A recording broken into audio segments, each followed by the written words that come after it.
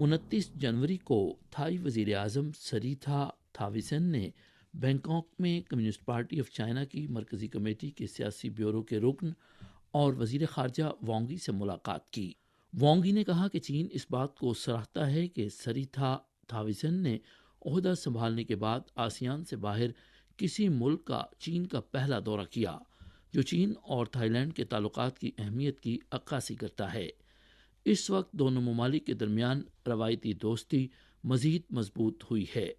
वांगी ने कहा कि अगर चीन और थाईलैंड जामे स्ट्रेटजिक शराकतदार के तौर पर अपने ताल्लुकात को मजीद मजबूत बनाते हैं तो ये एशिया में अमन की ज़्यादा ज़मानत फराहम करेगा।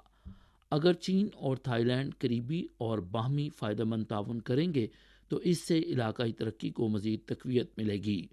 और चीन थाईलैंड हमनसीब समाज की तामीर से दोनों ममालिक के अवाम मुस्तफ़ीद